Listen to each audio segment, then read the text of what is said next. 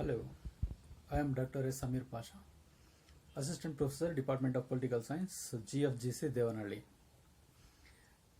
In my today's online class, I am going to explain you about pluralist theory of democracy, its meaning, nature, features and criticisms of this theory. The pluralist theory of democracy is also called as plural democracy. It is of recent origin. It is associated with scholars like Robert Dahl, Barlson, Sartori, Eckstein, Prestes, Hunter, Liger, etc.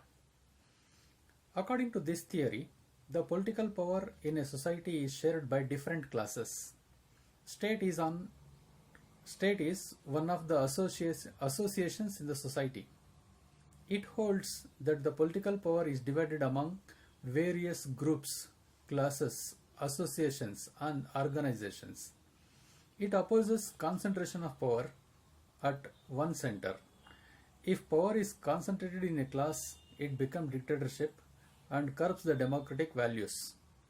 All important decisions are taken by the state in consultation with the other groups.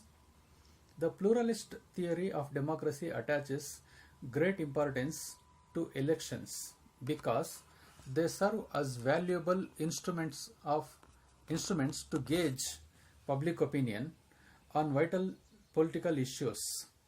The pluralist theory wants separation of power, but any one organ of the government will protect the liberty of the subjects.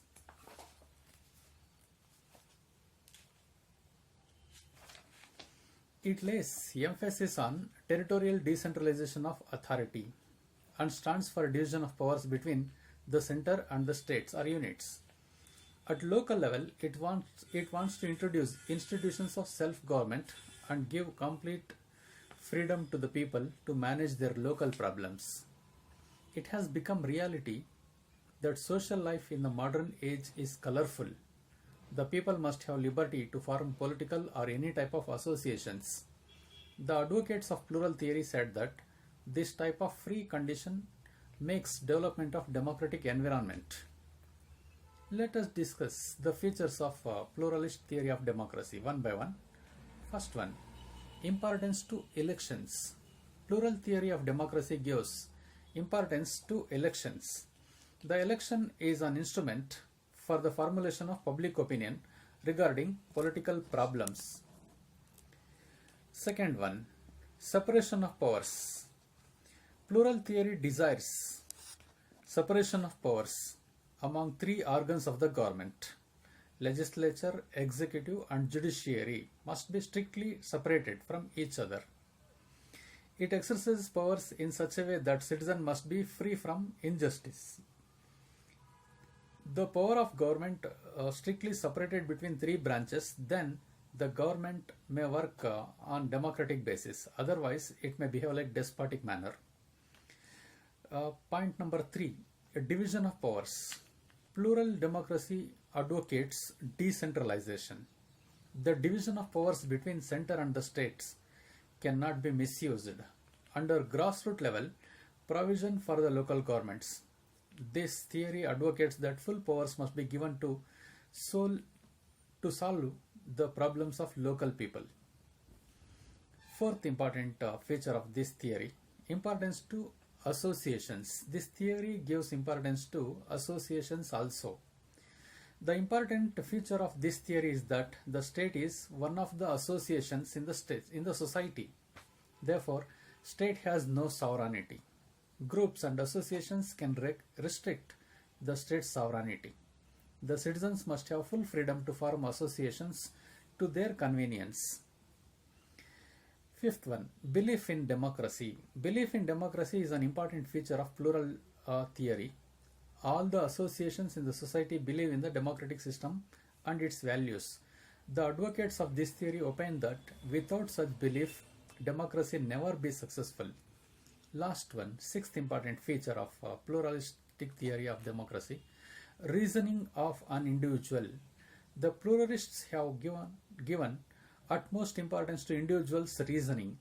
It is possible for the individual to take part in the political affairs through this reasoning. Criticisms of this theory. Number 1. All associations or groups in the society cannot function properly. It is very difficult to take single political decision because each association has its own opinion. Second one. In reality, plural theory of democracy has opened a new concept of politics of associations or pressure groups. These groups work for achieving selfish interests and not the welfare of the society. They give much importance to satisfy their own selfish ends, but the associations or pressure groups cannot give much importance to the state and society. Number 3. This theory has advocated that all the associations must have powers. The critics have pointed out that the government can be made weak if this theory is brought to practice. Because if all the associations possess powers, then anarchy may occur. Fourth one, if powers are given to associations like state powers, they will try to implement their own interest without watching the interests of the people, without observing the interests of the people. The leaders of these associations may give priority to corruption, autocracy, exploitation, etc. Conclusion. Though the theory has been attacked with severe criticism, it states that the people take part united in the political activities. The decisions that are taken by the associations through discussion are meaningful. Thank you.